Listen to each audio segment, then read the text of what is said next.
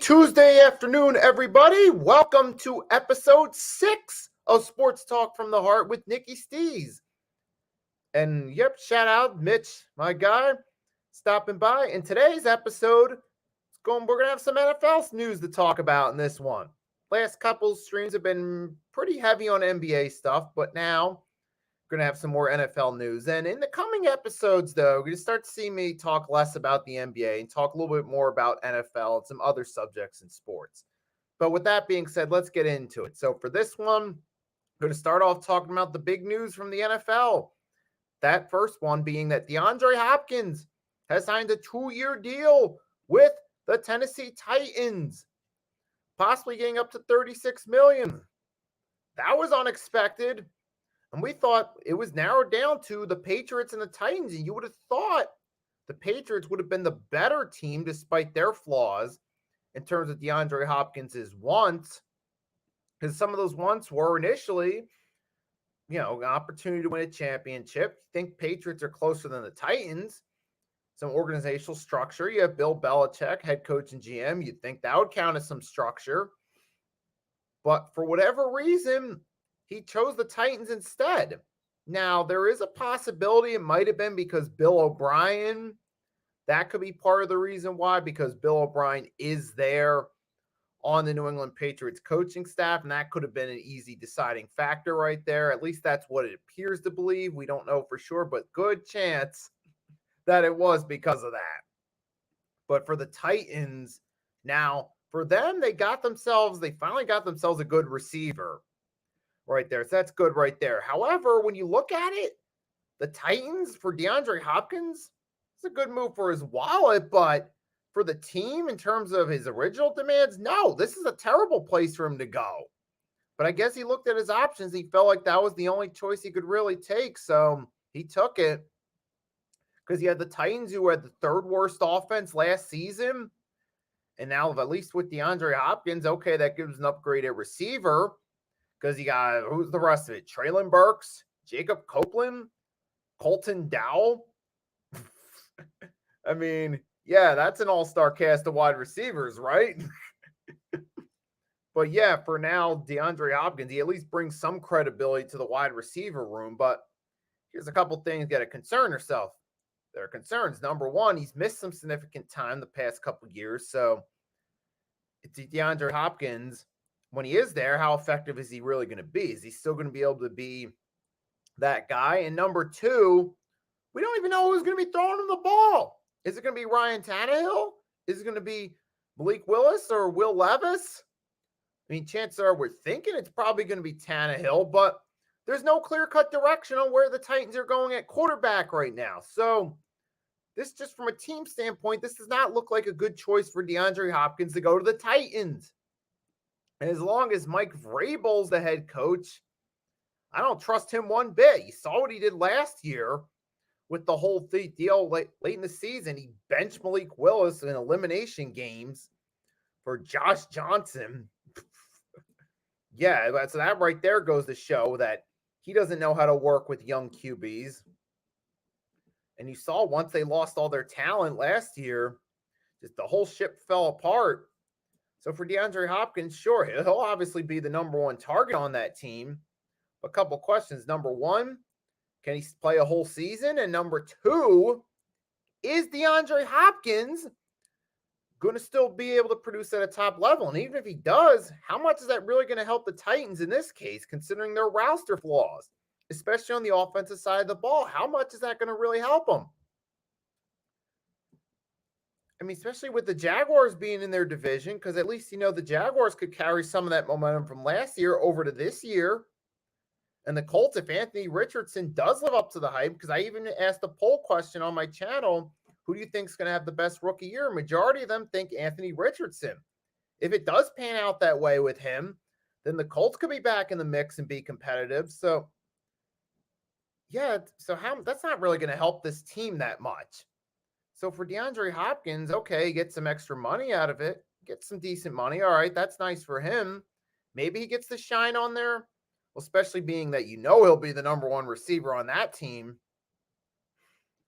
But we'll have to wait and see. We'll have to see how's DeAndre Hopkins fare on the team. How does he fit in? Does he play a whole season? Does he do well? That question remains to be seen. But for the Titans as a team, I mean, sure, it brings some veteran presence there to help out a little bit. Maybe that'll help out, maybe not, but well, it's got to help out a little bit, but we'll ultimately have to see about that one right there, how that pans out for the Titans.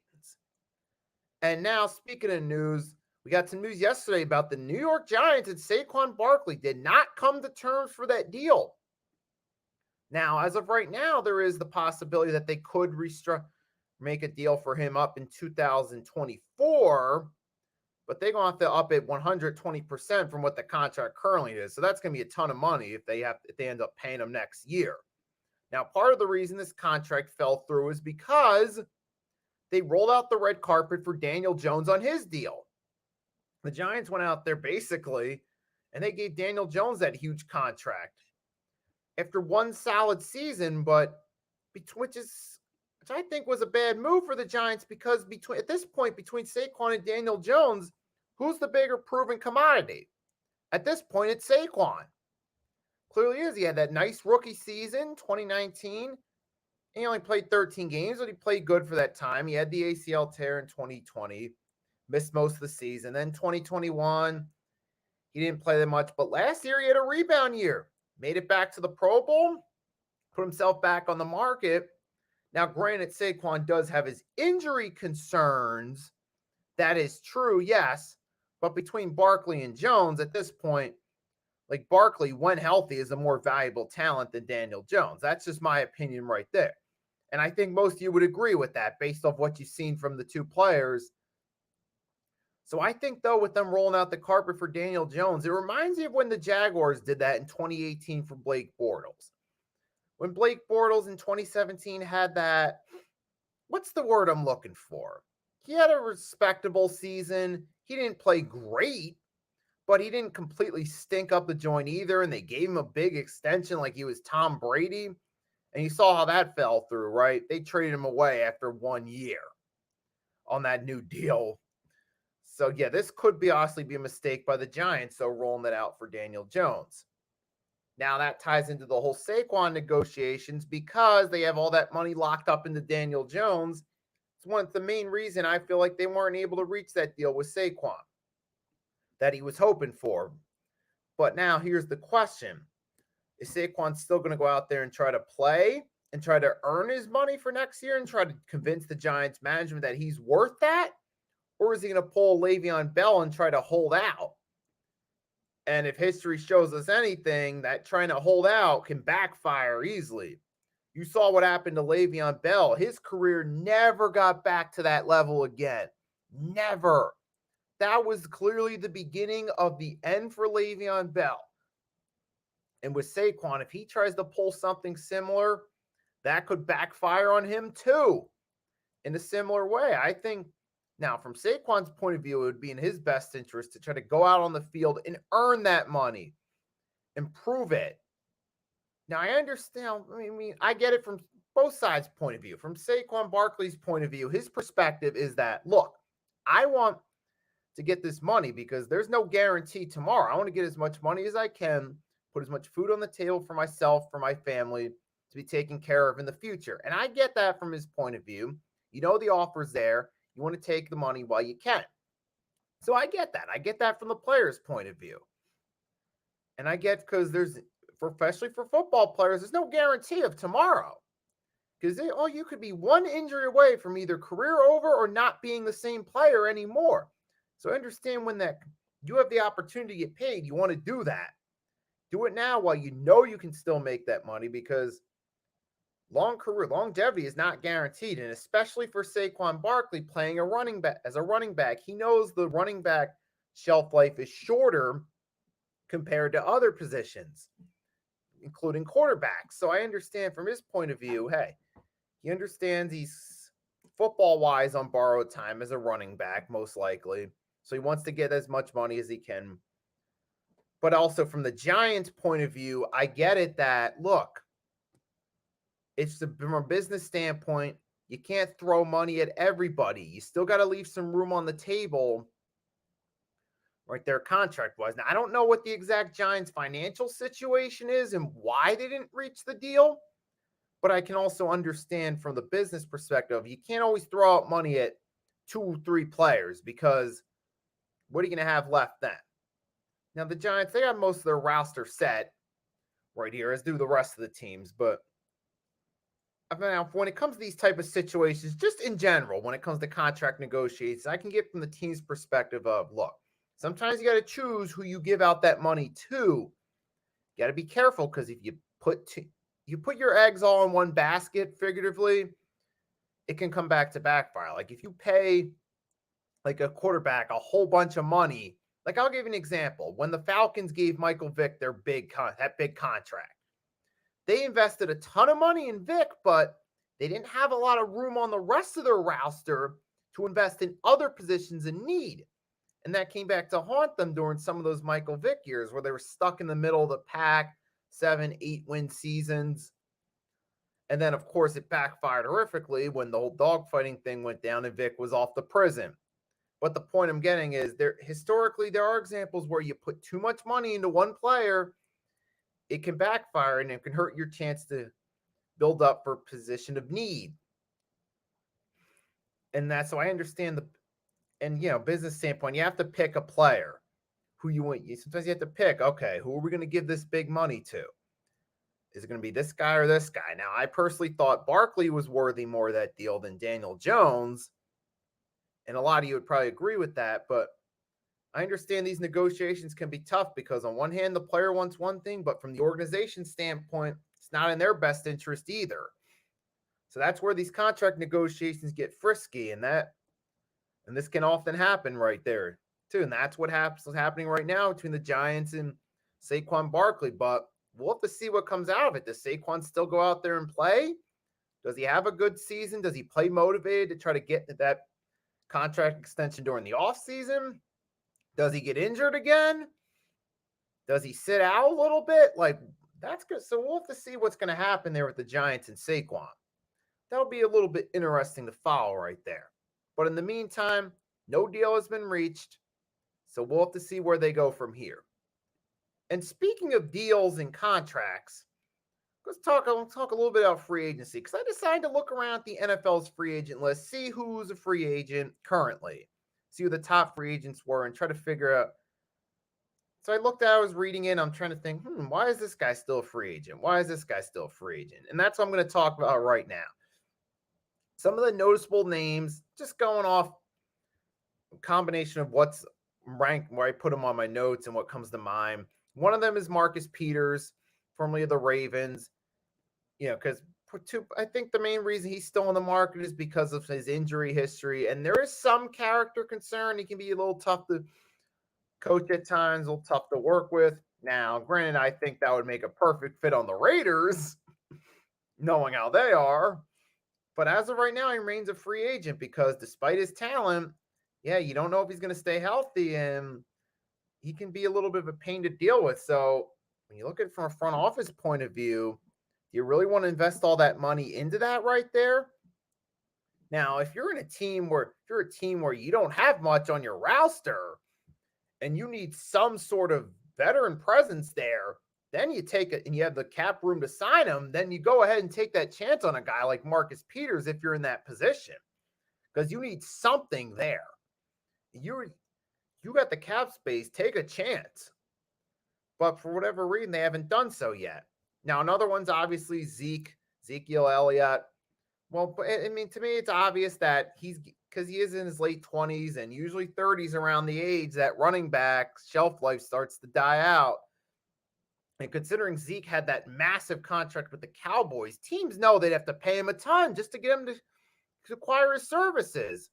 And if you're a team, yes, well, Ezekiel Elliott still has some talent. Do you really want to sign a running back that's going to demand a bunch of money that's getting close to 30, knowing that that's usually the beginning of the end for running backs? Do you really want to make that signing if you're a team? I mean, unless the running back gets injured and you sign Zeke to a one-year deal during the season, that could happen too. So it is possible that some of these guys like Zeke and Marcus Peters, they could find themselves in a position where they get an offer during the season, if a team loses cornerback or a team loses a running back, they might just try to throw a deal at them. And maybe for a Zeke or a Marcus Peters or a Kareem Hunt or someone, they're just looking to get on the field. So they'll just accept the offer. Maybe that could happen with some of these guys. They get signed during the season. I mean, Zeke, I'm thinking it's more likely to happen with Zeke than he is to get signed at this point. Someone just might be so desperate for a running back that they just throw deal at him, and Zeke might just swallow his pride and be like, you know what, fine, it's an offer, it's an opportunity to play, I'll take it. But we'll have to ultimately see. But yeah, obviously for Zeke, he's getting old for running back age. And then Dalvin Cook, he's still on the market. But out of all the running backs still on the market, he had the best year last year. But here's the thing with Dalvin Cook. He's going to want more money than he's being offered. I mean, it's been pretty much put out there. It's well known that teams are going to have to pay up if they want Dalvin Cook on their team. But is anyone going to do it, though? Because right now I'm surprised the Vikings. I'm going to look at the Vikings. Who's the Vikings running back room look like right now? Let's see. So you got Alexander Madison, Dwayne McBride. And that was a bit.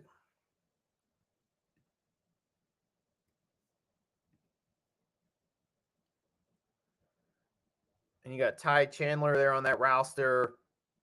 Obviously, the Vikings want to get a little bit younger there because usually once the running backs reach their late 20s, we all know teams decide, okay, wheels are starting to come off. Let's get younger while we can.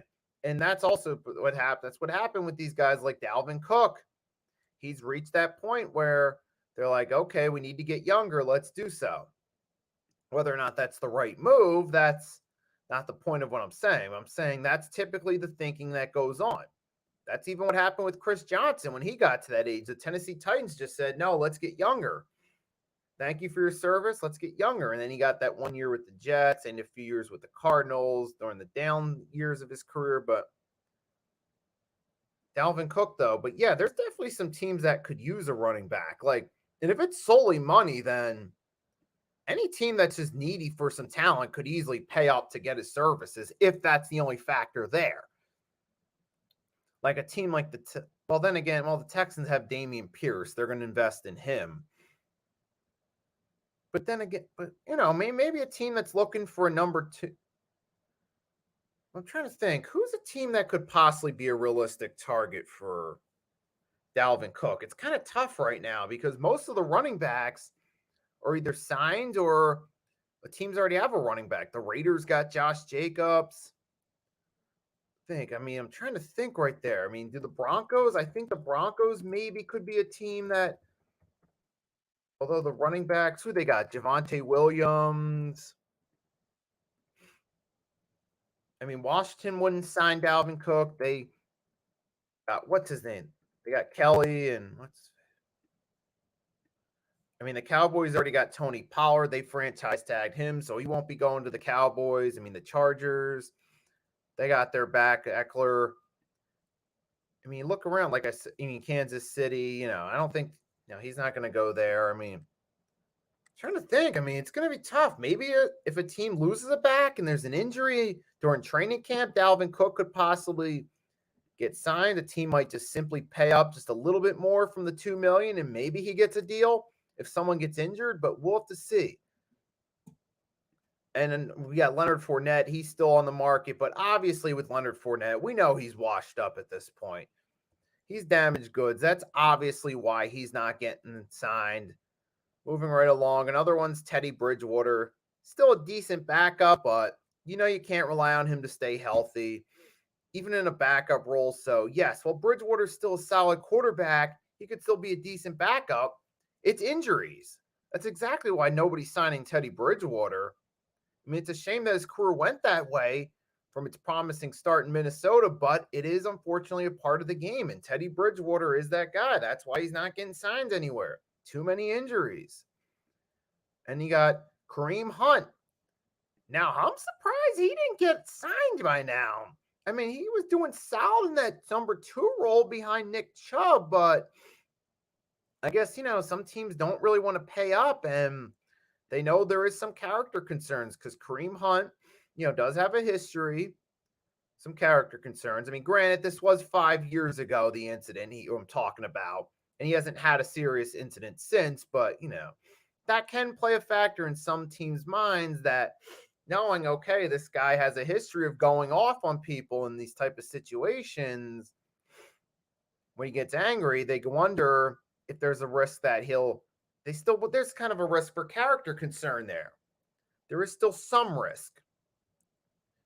But for teams right there, I don't know if anyone really wants to pay him number one money when most teams already have their number one guy. And that's the thing. Kareem Hunt wants that number one situation. He wants to be the number one back. I mean, he was in that situation in Kansas City, but ultimately his temper got the best of him in a hotel one night, and that led to the end of that. And then he had to accept the number two role with the Browns. And Kareem Hunt, he's still a solid back as a number two back. I mean, from just a talent standpoint, he should be a starter from just strictly that standpoint. But the thing is, most of these teams have their number one back. They don't want to come in and pay him number one money. And that's the reason Kareem Hunt remains on the market, despite his talent, despite the fact that he's one of the toughest backs to tackle in the NFL. So, yeah, talent alone does not get these guys signed, because if it did, some of these guys like Marcus Peters, Dalvin Cook, Kareem Hunt would be signed by now. And then another one that's on the market is Jadeveon Clowney. Now, Clowney, I think because he's on the wrong side of 30, some of the injuries he's been dealing with, I think most likely Clowney, he'll get signed by a team if a team loses an edge rusher early in the season with a major injury. Then a team might decide, give him a call and offer him a contract. So, yeah, that's another obvious right there. The main reason why Clowney isn't getting signed. Injuries, they feel like he's on the wrong side of 30. That's what it boils down to. Ronald Darby, never really been a flashy DB, so kind of just, he doesn't really stand out as a must grab. Eli Apple, they don't want to deal with some of the baggage that comes with him. I mean, Eli Apple's still a solid corner, but he's not really your go-to guy. He's never going to be your go-to corner. Eli Apple's best suited as a 2 or 3 corner if you're talking from an on-the-field standpoint.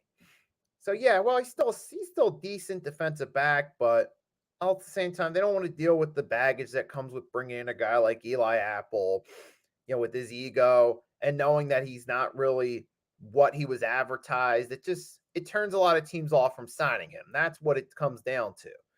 Because a lot of these executives, they follow the stories behind these guys, and they take the story's word for it. Like executives that are doing scouting during the offseason, they look at Eli Apple, they hear all the rumors about him, and they don't think it's a worthy investment. Fair or not, that's the way they look at it, and that plays a role in why these guys don't get signed. And for Eli Apple, yeah, okay, I mean, he's better than some people give him credit for, so I'm not going to completely crap on the guy, but I guess they feel he's not really worth the hype. And then another one. The last one I'm going to talk about here who's unsigned and why is Carson Wentz. I think we all know the answer at this point. Everyone, whether you're an Eagles fan, Cowboys, Commanders, Giants, Chargers, Jets, whatever team you're cheering for, if you're listening to this, we all know the reason. It's because Carson Wentz, he's too much of an egomaniac and he's stubbornly stuck in his own way. He constantly tries to play hero ball. And you saw last year in Washington, in his 7 starts, he was bad, only had 2 wins, but he's still stuck in a habit trying to play hero ball when it really didn't work in his favor before, and it didn't work for him there. Matter of fact, if Heineke had been the starter all season, Washington might have had an outside chance at the 7th seed, maybe, but we'll never know. Now, Carson Wentz, he's still capable of being a backup from just a QB standpoint, but Carson Wentz doesn't want to accept the role as a backup. He's still got an ego about himself where he wants to be a starter. So why would a team bring in a guy as a backup who has an ego who might try to bully his way to be a starter? Bottom line is, if you're an NFL team, you're not going to waste your time on that.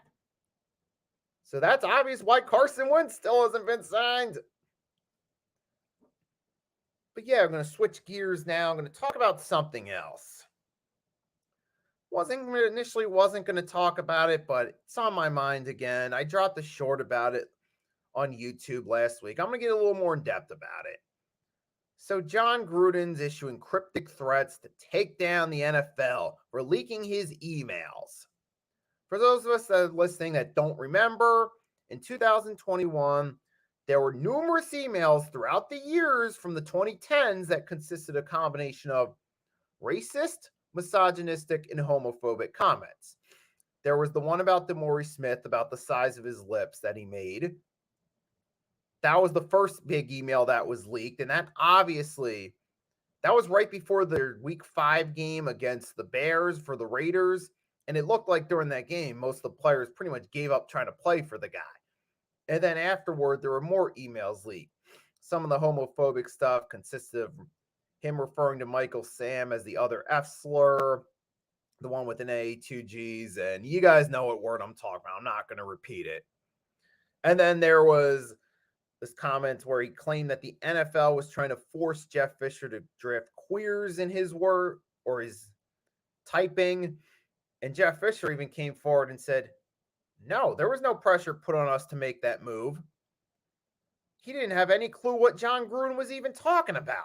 So his comments about how they're trying to, so that didn't even make sense right there, not to mention some derogatory language. And some of the comments implying that women should be nowhere near the NFL.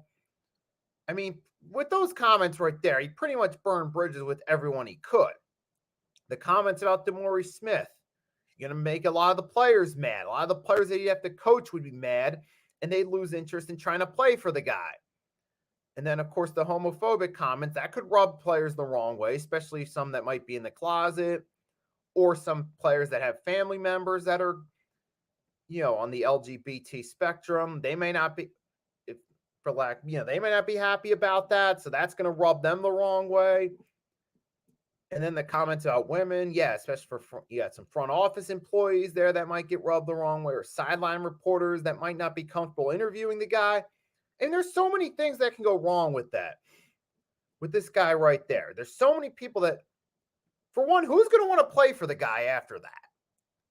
And then on top of it, in the years since, instead of realizing that he messed up, that he screwed himself over, instead of going about changing his ways to realize, hey, I'm the one that messed up. I apologize to everyone I offended through those emails. I know I rubbed a lot of players the wrong way, a lot of potential front offices the wrong way. Instead, he's going to threaten the league for stuff that he put out there. That shows a sense of entitlement from John Gruden right there, which this officially makes it. It's official to me. If you're an NFL team, don't go anywhere near John Gruden. Don't. Okay? This he's not going to do any good for your organization. Nobody's going to want to play for the guy after all those emails that leaked. And he's showing no accountability for what he did and said in those. Just stay away from the guy if you're an NFL team. And not to mention, on top of that, just from a coaching standpoint, without all that baggage, he really isn't that good a coach. I'm sure you can find better head coaches out there than John Gruden. So all I can say about that is screw John Gruden. For an NFL team, stay away from the guy. Just keep his name out of it. Move on. And speaking of moving on, that's what I'm about to do right now. I'm about to move on. We're going to talk a little bit about Week 1. So the Week 1 NFL schedule was released. So I'm actually going to share the screen with you guys right here so you guys can get a look at the schedule. See it all for yourself. Give me one. Try to find the right link to share it from. So I'm on NFL.com right now. Give me one moment. I'm just going to wait. I'm going to scroll down, waiting for everything to load. And yes, I'm going to share the screen with you guys.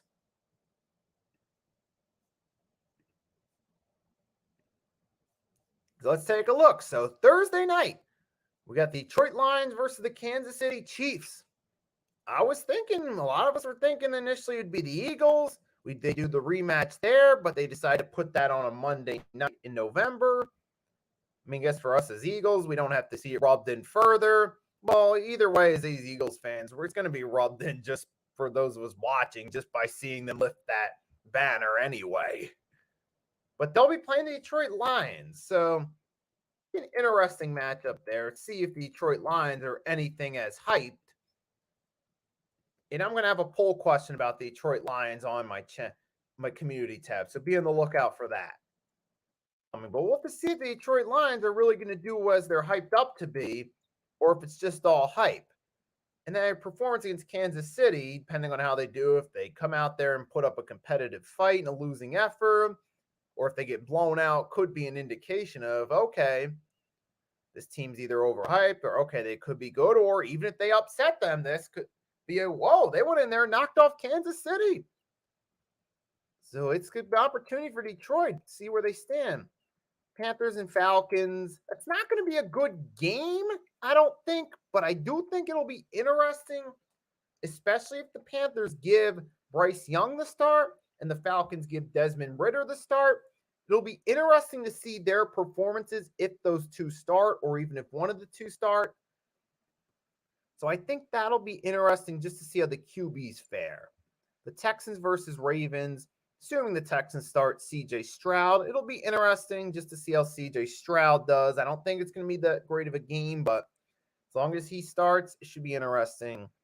Browns and Bengals, we'll just see what happens, see what Deshaun Watson does, see if he shakes off some of the rust. So that could be an interesting game right there. See, and then you got Colts Jaguars. Not the best game in the world, but if Anthony Richardson gets the start for the Colts, we'll have to see how he does, because I know a lot of you guys think he's going to be the best rookie. So we'll have to see how he does if he gets that start week 1. Buccaneers, Vikings. I think that's going to should be an easy game for the Vikings, because the Buccaneers are going to be doo-doo this year, in my opinion. Titans and Saints. Let's see how Derek Carr fares with his new team. See what DeAndre Hopkins does for the Titans. Steelers, 49ers, that could be interesting. See how Kenny Pickett does there. See if the Steelers look better this year. It'll be interesting to see who's going to get the start for the Niners. So that'll be interesting to see right there. Probably at this point, Sam Darnold will get the start. Be interesting to see how he does behind that team. Commanders, Cardinals. See what Sam Howell does in that one, because I'm assuming he's going to be the starter. Bears and Packers. All right. First game of the Jordan Love era for the Packers. Okay, so there's a lot of games on the schedule that at least have one interesting aspect to it. They're not going to be the best games, but all these games at least have one interesting aspect. Raiders, Broncos. See how the Broncos do under Sean Payton. See what Jimmy G does with the Raiders. So, all right, Dolphins, Chargers. We'll have to see how these two teams match up. Assuming that both teams are going into this game fully healthy or mostly healthy. We'll have to see how these two teams match up there. Got the Eagles, Patriots, 425. Obviously, that's my team's matchup. That should be a win for us right there, but we'll ultimately have to see how it plays out. We're still going to Foxborough. That's still a tough place to play, but I'll talk about that as we get to week 1. You got the Rams, Seahawks. Should be a win for the Seahawks. That's the game I'm least interested in. Cowboys, Giants. We'll have to see how those teams match up. Should be a good game. And then you got the Bills and Jets, Monday Night Football. Aaron Rodgers debuting a Jets uniform in prime time against the Bills. I still got Buffalo winning that game right there. But yeah, there are some interesting matchups on there. And part of it is because it's the first week of the season. Because, we all know the teams got new looks on their roster. We'll have to see how they pan out with those new rosters. But yeah, that should be interesting right there. But yeah, that's it for the NFL talk. So I'm just going to take a quick sip of water. Going to switch gears.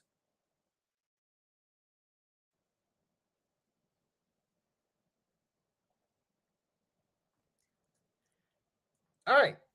So now let's talk a little bit about the NBA. So the NBA Summer League came to a close. Cavs win the Summer League. Isaiah Mobley won the MVP. You also, it's some standout performances from Imani Bates and Sam Merle. We'll see if those guys get any playing time during the regular season. I mean, for me, the Summer League, it was more about individual performances, seeing how players played individually, and taking note of that. Some of the other standouts, we had Jabari Smith, Benedict Mathurin, Chet Holmgren, let's see if he actually makes it to the season this time. Jalen Duren. But then some of the other stat players in the summer league, like Tari Eason and Hunter Tyson, we'll have to see if those guys actually do anything. Orlando Robinson from the Heat, he had a solid performance throughout the summer league. That should work out well for him because, the Heat are fresh off a championship run. He's one of those young guys right there. We'll have to see if this helps his momentum going into next year for the Heat. And what stood out to me as a Sixers fan? Jaden Springer was playing good. I'm thinking Jaden Springer should get some more minutes off the bench this season. I really do.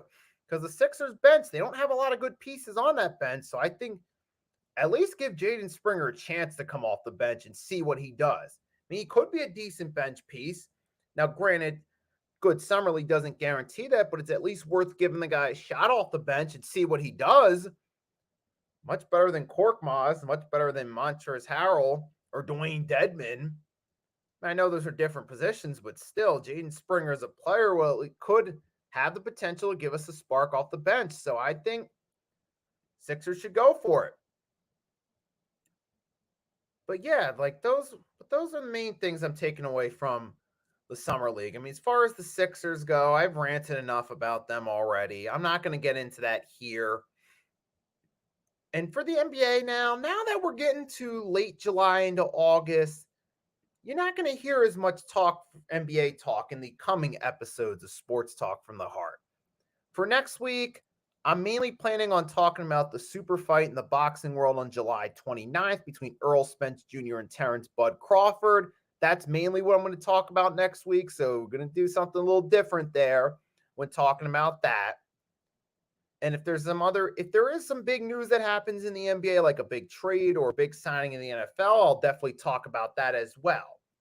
But before I go off for this one, there's one more thing I want to talk about this one. Talk a little bit about the Phillies. I mean, you guys know baseball isn't my main sport, but hey, we still got some time for the NFL, NBA. The main part of the offseason's winded down, so it gives me something to talk about. Now, the Phillies, they're in a pretty good position now. They're 9 games over 500. They're at a season best record, and they're starting to win some games as the season goes along. They're similar to last year where they start off the season, but they improved as the year went along, started to play better, and that's exactly what happened here. In their game last night, you had Bryce Harper hit a 2-out single in the 10th to tie that game, and then Schwarber came out, put it away in the 12th, and the Phillies get the win over the Padres, win 3 out of 4, doing it again. Yep, and you also have the Phillies. Now, the Phillies have trailed. They did trail in the 5th in their games over the weekend, but they still came out on top. And right now, but the Phillies are looking pretty good right now. I'm going to take a look at where they are in the standings right now. Take a look at the standings real quickly. And I'll share the screen with you guys real quickly. So the AL East, you got the Rays, Orioles, Blue Jays, Red Sox, Yankees. Rays are on top, Orioles in second. And you got the AL. I know this is not the Phillies, but I'm just showing you guys the screen if you guys are curious. Twins are on top, the AL Central barely. Guardians, formerly the Indians, right behind. Tigers, White Sox, Royals, AL West. Texas Rangers are on top. Astros in second. Mariners, Angels, and the Athletics. Well, the A's they're done. They're done. Pretty soon they'll be out. And then you have the Phillies, NL East. They're in third. They're only a few games behind the Marlins, but they could catch up. But then again, they did struggle a little bit against the Marlins head-to-head. Then, of course, you have the Mets and Nationals. Brewers on top, the NL Central, behind the Reds. Then you have the Dodgers on top, the NL West, the Giants, and the Diamondbacks. All right, but the Phillies, I mean, hey, as long as they keep winning games, they can get it. I mean, they're ahead of the Reds in wins. As long as they keep winning games, they could still be in good position to make the playoffs. But we'll ultimately have to wait and see what happens in the coming weeks and months. But yes, that's all I got for you guys for today. So everyone that tuned in, thanks for tuning in. I hope you enjoyed. If you haven't done so already, drop a like, subscribe, both channels, Nicky Steez and the Hardcore Sports Network. And until enjoy the rest of your Tuesday or Wednesday or whatever time you're catching it. And until next time, Nicky Steez signing off.